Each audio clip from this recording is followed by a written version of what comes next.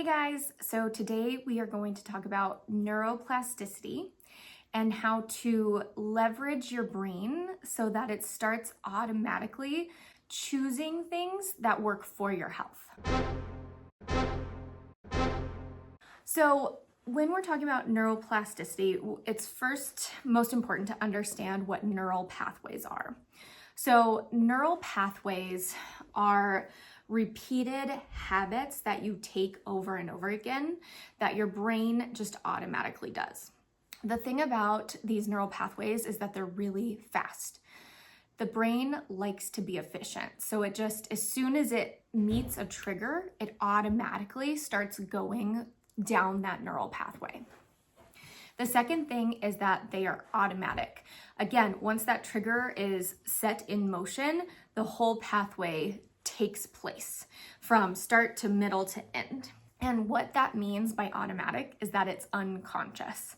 And so this is why, this is how fog eating occurs. You're putting something in your mouth before you even realize that you had picked it up, because the brain is so fast and efficient at doing that. Two good analogies that you can think of these neural pathways. One is like a wire circuit. So if you think about turning on a light in a room, how quickly that impulse goes up to the lights and automatically turns on. Our perception of how that time between trigger, which was flipping on the light, and the light actually going on or result is so small. And so that's what it means by kind of fast and automatic. Another great way I like to think about it is your brain doesn't want to use a bunch of side streets to get to its end location or the end result of what it ultimately wants. It wants to be efficient. And so what it has done is built these neural pathways, which you could think of as a highway. So instead of going down the street, stopping at the stoplight, deciding which way you have to go, taking a left, then going down 2 blocks and then stopping and then taking a right and then a left, it knows how to get where it's going. And so instead it has just built a highway. So it doesn't have to stop at any stoplights or stop signs. It just gets on, it goes all the way there, and then it takes its exit to get to where it wants to go. So that's another way that I like to think of these neural pathways. So let me give you some real life examples of how these neural pathways kind of play out in your life and lead to either the health that you want or the health that you don't want. So some great examples of neural pathways that we probably want to keep in place can be something as simple as brushing your teeth. You have done that act so many times that it becomes very automatic and very efficient.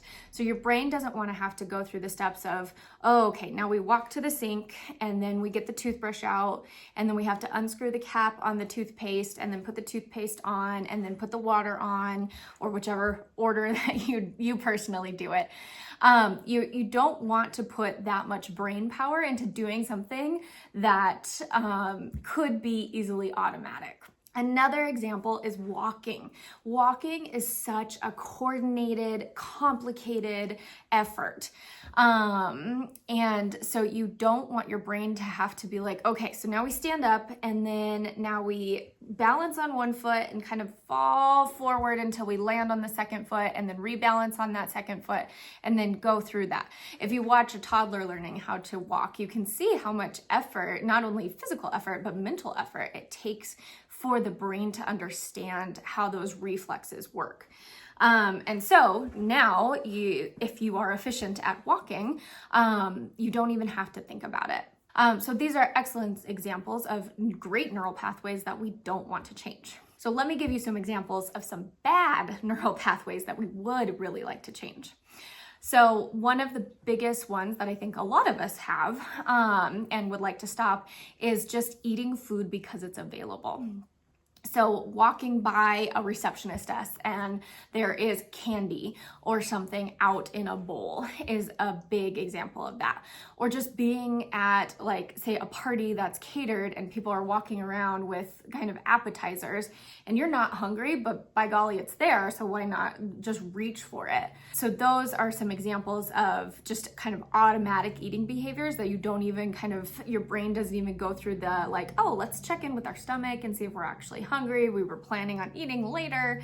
Another big one is kind of turning to either food or alcohol when we experience emotional discomfort. I think a lot of us learned as we were growing up, or were kind of taught as we were growing up, that treats make us feel better, right? So when we start to experience emotional discomfort or emotional turmoil, our brain is like, oh wait, remember, when we eat ice cream, we feel better. So let's take care of ourselves and go eat ice cream. And the same, as we grow up, we learn that alcohol does the same thing for us. And so think of it as, it doesn't even have to be like these big, horrible emotions. It can be pretty kind of low-key, benign emotions. Think about kind of like a stress-relieving drink at the end of the day, right? You just had a long day, you're a little stressed, you need to decompress, and you want to go drink that alcohol. Or you, like my biggest example right now is like, my toddler had a day and we were fighting and I want a piece of chocolate at the end of the day, just to kind of take that edge off. And really what that's doing is delivering us a hit of dopamine to kind of balance out some of those negative chemicals that negative emotional response is triggering in our brains. And it is a way for the body to kind of like protect itself and to take care of itself. But if it's happening on a regular basis, it's really getting us to where we don't want from a health perspective. And if we do want to get a certain outcome for our health, we have to break some of these automatic neural pathways. All right, so now we're gonna get into actual neuroplasticity, which is the fun part. And that is the idea that your brain can change. Those neural pathways that are there don't have to remain forever. We can break those down and build new neural pathways that get us closer to our goals. You can also think of it as the brain rewiring itself, or breaking down those old highways that were getting us where we didn't want to go and creating new highways that are getting us to the place that we actually want to go. The first step in this process is really awareness.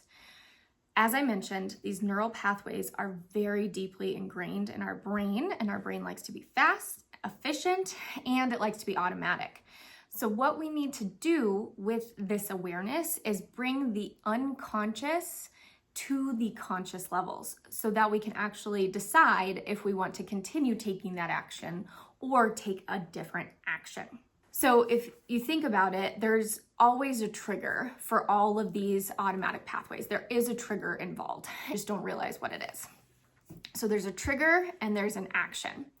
And because of how efficient our brain is, that time between trigger and action is very, very narrow, that time window. And what we do through awareness is we start to increase a little bit, and make that window a little bit bigger over time. Because really, it's in this time window that we can intervene, and we can tell our brain to take the new pathway and not take the old pathway.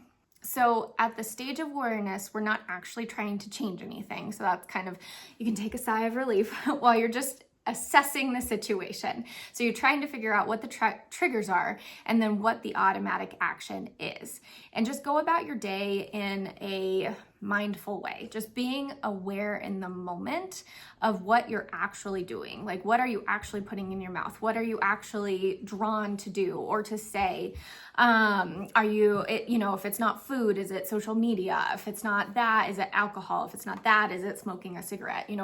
If whatever action you're trying to change, try to figure out what those triggers are. So let me give you some examples of what triggers are, just so you have an idea of how they might show show up in your life. So one of the biggest triggers that we talked about was just the presence of something. So whether that be food, alcohol, tobacco, just it being around you and your brain just automatically being drawn to it because it wants to seek pleasure, and that's its goal. Another is other people. So especially if there's like a social factor to whatever you're doing. So, if a coworker wanted to go get, ice cream after lunch, and you wanted to go do it. Or if you always had like a drinking buddy and being at the bar and they're drinking, and automatically you want to be drinking too. So this idea of like partaking with other people in a social setting is another big trigger. Another one is emotions, as we've already discussed. So just having this sense of like a vaguely negative emotion, whether that be anxiety, whether that be stress, whether that be overwhelm, whether that be like irritation, some sort of emotion that is triggering you to try to buffer the emotion with a substance or with an activity of some sort. And then finally, another big one is just the time of day. So your body is used to every night after dinner getting a bowl of ice cream, or every day when you come home from work having a cocktail to unwind.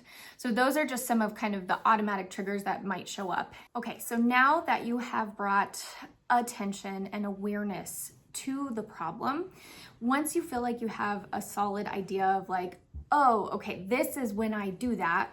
These are the triggers that trigger me to do that.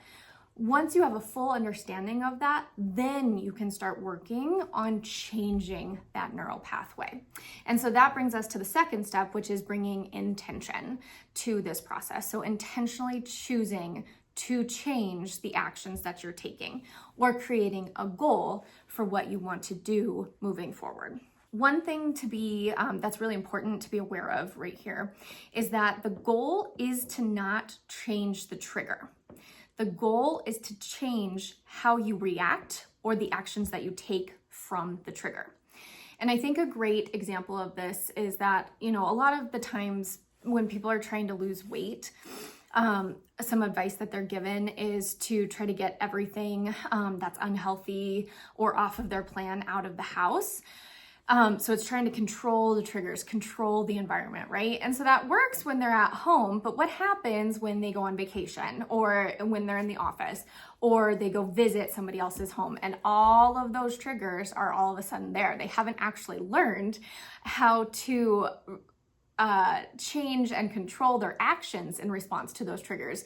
They just spent their time hiding from those triggers. So that's really important. You can't control the time of day. You can't control other people. You can't control the presence of those substances. If it is a substance, there will always be social media. There'll always be alcohol and food and tobacco around us. And you can't control your emotions too. That's a big one. You can try, but they'll keep coming back. So it's better to figure out how to react in a way that you want to those triggers instead of trying to just control the triggers. Okay, so you have your intention that you want to change the actions that you are taking.